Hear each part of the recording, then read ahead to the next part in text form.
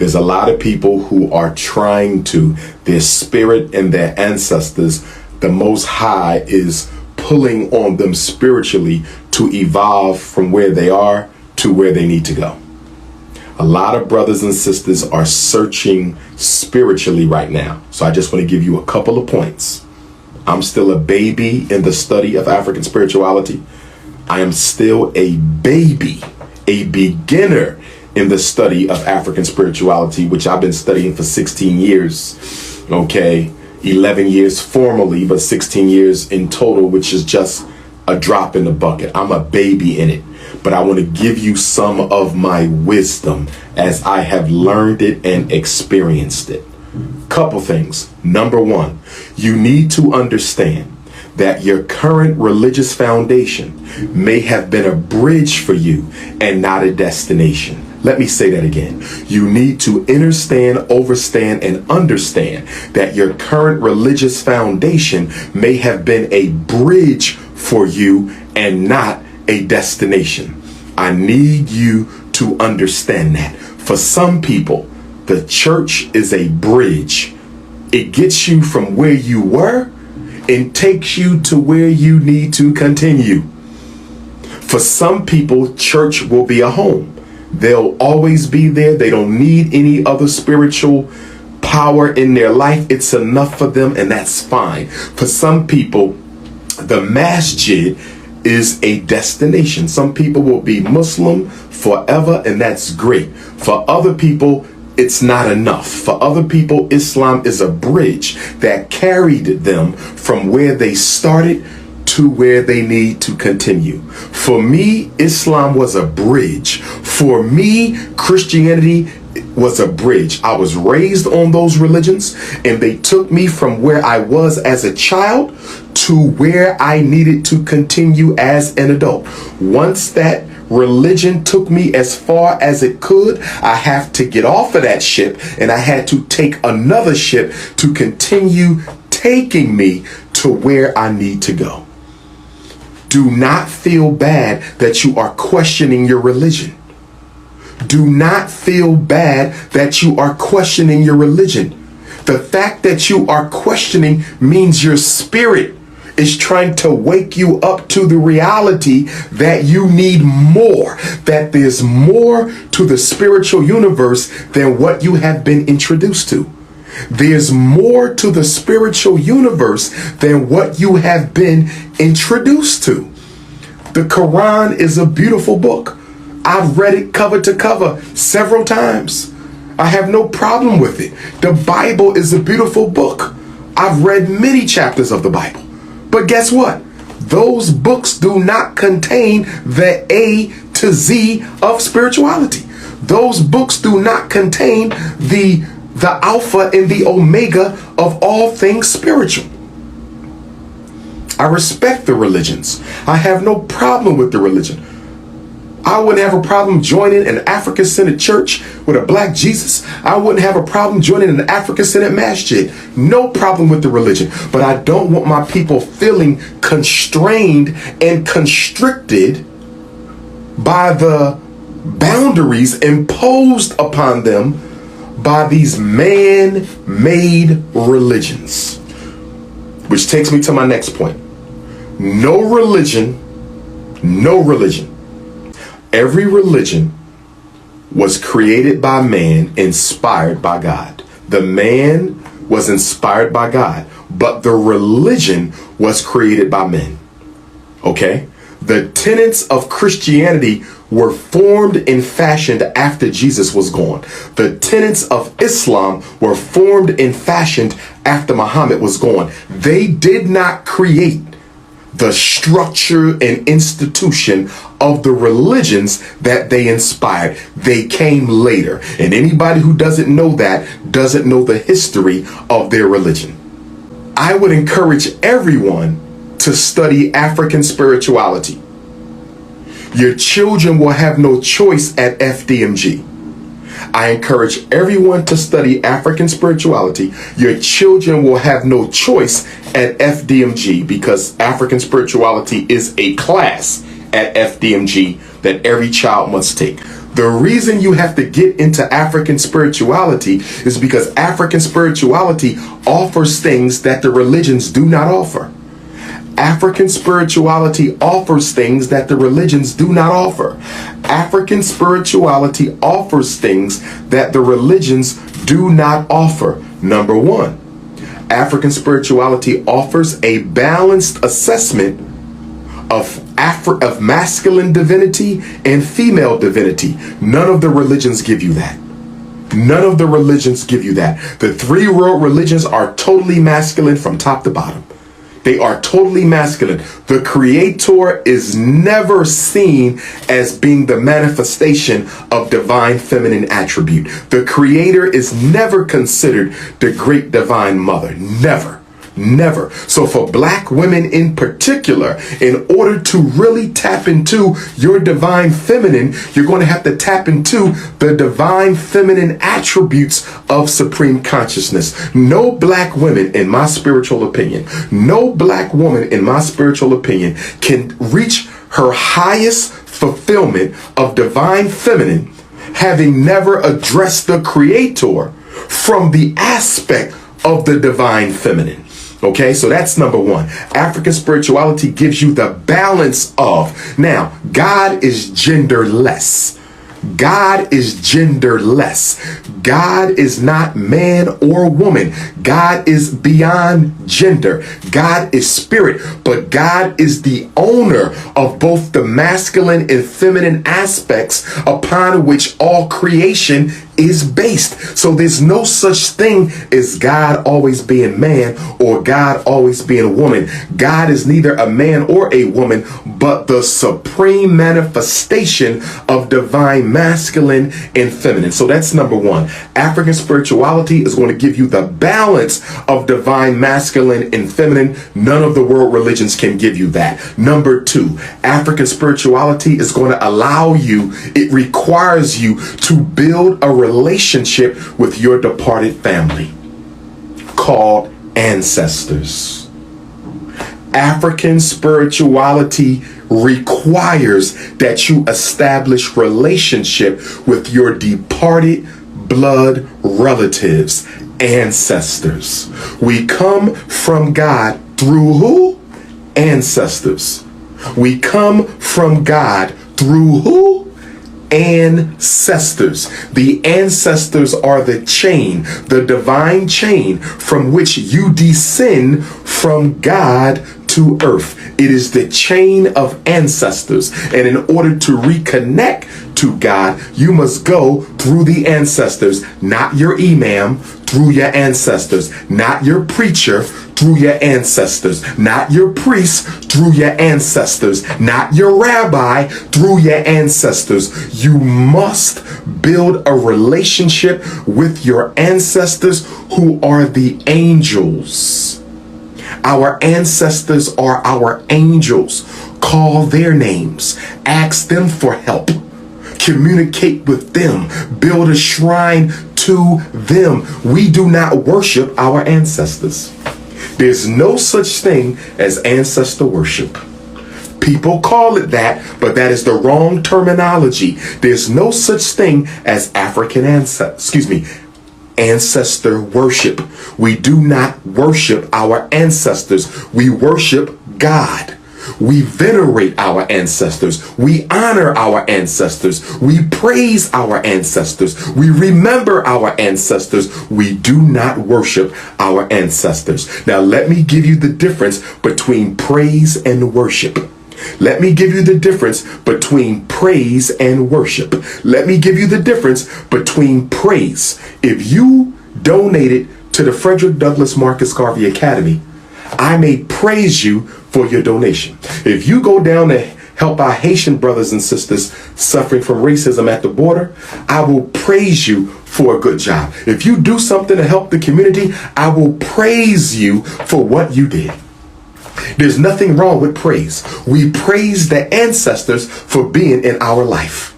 I will praise anybody who does something good for the black community. When you clap, you praise. When you say thank you, that is a form of praise. Praise is not worship. Praise is worship When you worship something, you are totally dependent upon that thing for your creation, your survival, your destiny. Worship is a much higher standard. Worship is a much higher standard of honor than praise. You can praise anyone. You only worship God. You can praise the ancestors. You can praise the Orisha. You can praise the Loa. You can praise the Obusum.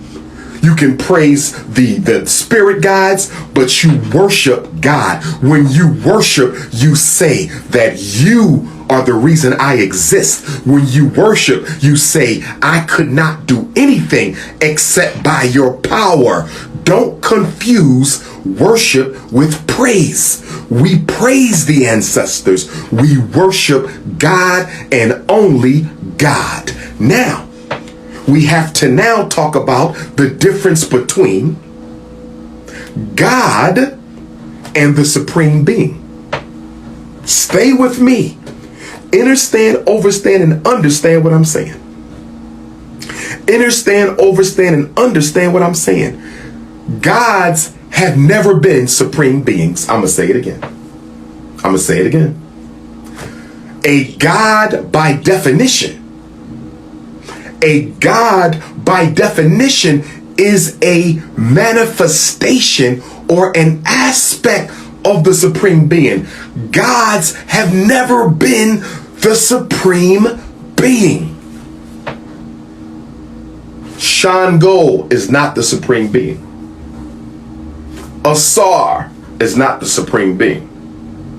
Heru is not the supreme being. Obatala is not the supreme being. Mars, Venus, Neptune, they are not the supreme being. They are manifestations, projections, forms of the one. See, people keep telling you that there's one God. People keep telling you that there's one God. No, there's not. There's thousands of them, but there's one supreme being. Gods are lower than the supreme being, like praise is lower than worship. I said God is lower than the supreme being, and praise is lower than worship. There is one supreme being. The forms come from the supreme being, like a sun with rays. And now you know why in ancient Kemetic culture the sun was often used as a symbol for God. The reason our Nile Valley ancestors used the sun for the symbol for God is because everything revolves around the sun. There would be no life around the sun. The sun is the center of the universe. Everything survives and circulates around the sun. Same thing with God. Everything evolves around God. Everything circulates around God. But what does the sun have? Rays. Many gods. A god is nothing more than a form of supreme being. Many forms of the one. See, we've been taught that there's one God. That's wrong. There's one supreme being. Okay? The supreme being creates all the different gods. Why does the supreme being create these gods? I don't like to use the word God at all because it confuses people between the divinity and the creator. I don't like to use the word God at all because it confuses people as to whether you're talking about a divinity or the creator. So I like to say divinity or supreme consciousness or divinity. You understand? Or God. I say divinity instead of gods, so we don't get confused. Supreme being and divinity. Now, why did God create the divinities? Why is there a Shango, a Yemoja? Why is there an Olokun? Why is there a Babaluaye? Why is there an Ogun and Eshu? Why? Why are there ancestors? Why? Obatala, Orumila. Why do we have that? Alset, Heru, Nut, Geb. Why did God create divinities? Let me explain this to you. Let me explain this. I want to give you an electrical analysis. Electrical analysis. Everyone has electric in their home. Everyone has electric in their home, right? Electric. I use the word divinity, which is a compound word for divine entity. Divinity, divine entity. I love the word divinity. I think it is the most appropriate, okay? So, I don't like to use God or deity, because when you say God or deity, people will think you're talking about the supreme being when you're not. So I use divinity because I never want anything mistaken for supreme consciousness. So let me continue my point. Using an electrical analysis, everybody has electric in their house. Outside at the power pole might be 50,000 watts of electric, hypothetically. 50,000 watts of electricity.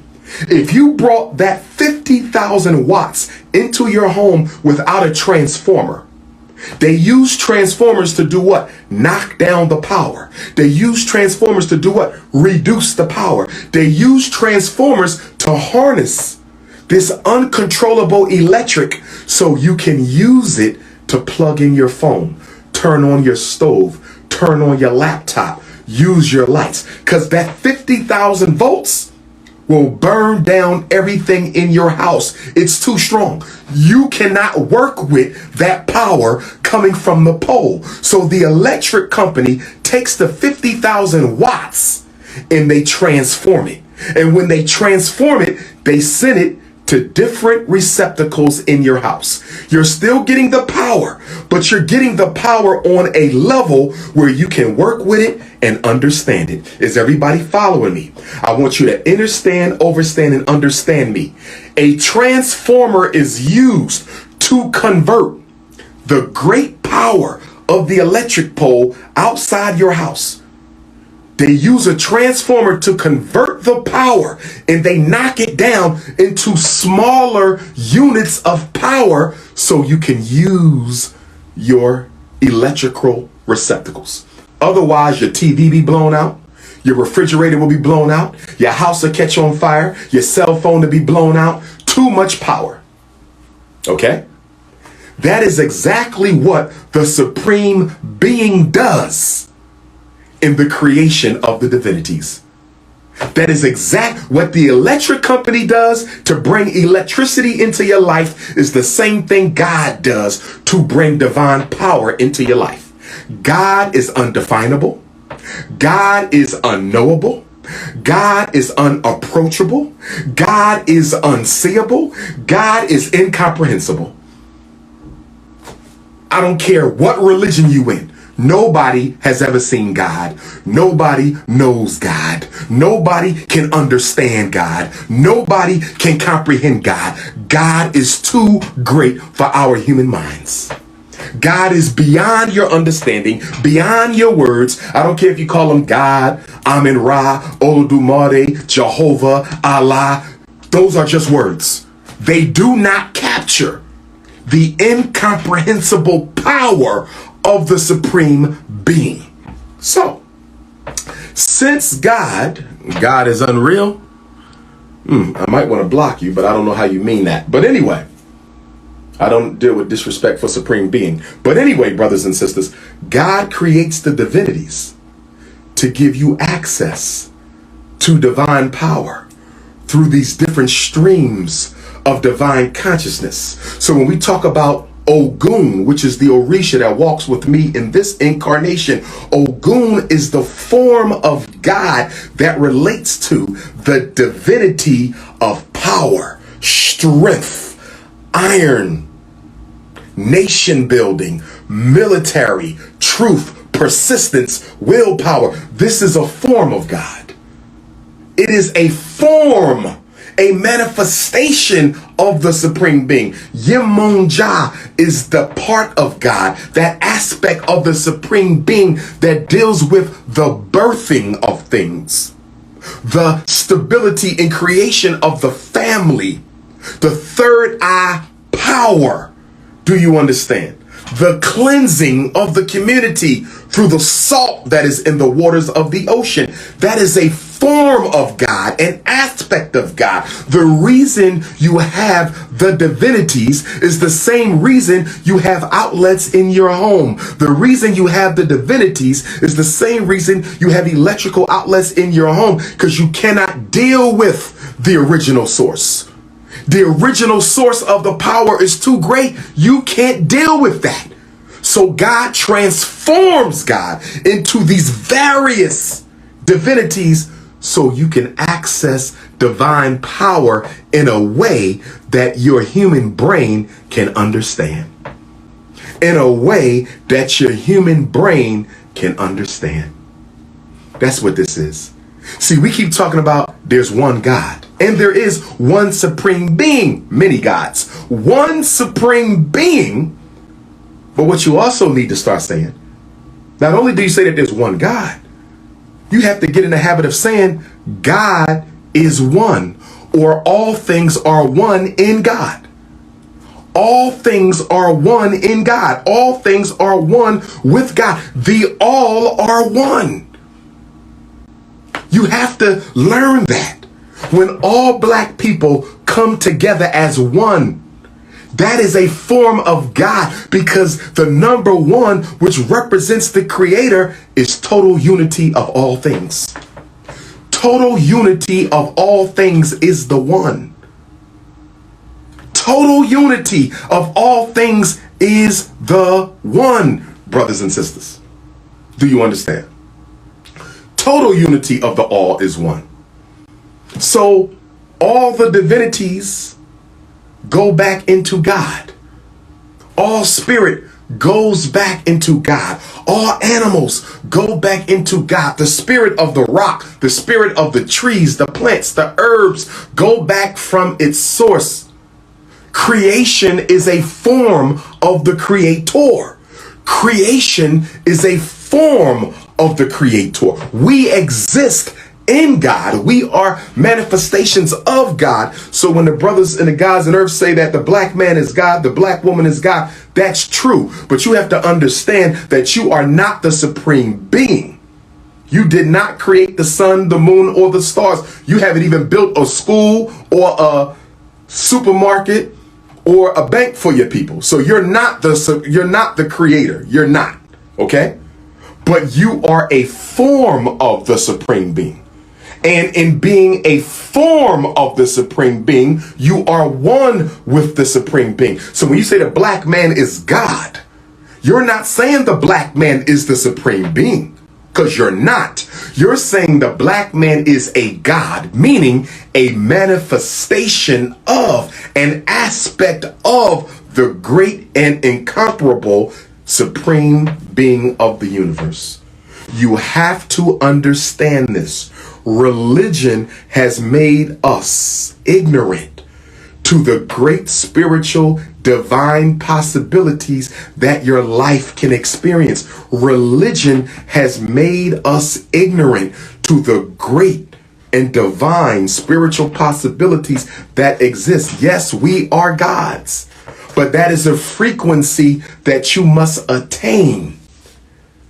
That becoming a divinity is a frequency that you must achieve. You can't just sit at home and say, I'm God, and your community going to hell and you're not doing nothing about it. No, no, no, no, no. But another reason you need to tap into African spirituality, another reason you need to tap into African spirituality is because of divination. Divination. Divination. In African culture, you have the ability to get an answer to a problem even before the problem presents itself. You may not always get the whole answer. You may only get a part of the answer. You may get insight into the answer, but you can still get some of that answer. Yes, we pray, we worship, we study like the Muslims and Christians and Hebrews do, but guess what? We have something known as divination. And through divination, I can find out if I should marry this woman. Through divination, I can find out where the next FDMG school should be. Through divination, I can find out when is the best time to move to Africa. Through divination, I can find out, are these people around me enemies of mine that I need to get rid of? Through divination, I can find out, do I need to take that job that I'm being offered? African spirituality gives you divination, that is access to your future path, so that you can solve problems in the here and in the now. You cannot do that in the world religions. They don't have divination because they don't have initiation. They don't recognize that you are walking with a divinity in this life and that you have a unique personal destiny for which you need guidance. On the Underground Railroad, you look to the North Star. The North Star was the compass that Queen Mother Harriet Tubman used to make sure she was on the right path. The North Star was the compass that Queen Mother Harriet Tubman used to make sure she was on the right path. In African spirituality, the spiritual compass is divination. The spiritual compass is divination. Am I on the right road or not? Am I doing the right thing or not? Am I dating the right woman or not? Do I belong to the right organization or not? Am I in the right career or not? Spiritual compass is known as divination. It lets you know if you're going north, south, east, or west. You need divination. You need your ancestors. You need to tap into your ruling divinity, the one that walks with you. Dr. Umar cannot complete my mission if I don't become one with Ogun. I have to deal with Ogun because Ogun is the Orisha I chose in heaven to walk with me in this world. I knew I would be fighting coons. I knew black people would be trying to destroy me. I knew black women would come into my life and try to destroy it if I didn't make them a part of that life. I knew that white supremacy would do all it can to stop my work of Pan-African redemption. I knew this before I got here. That's why I chose Ogun in heaven. I chose Ogun in heaven to walk with me in this incarnation. Jermaine Shoemake, August 21st, came into this world accompanied by Orisha Ogun. I chose Ogun. I can see why I chose Ogun.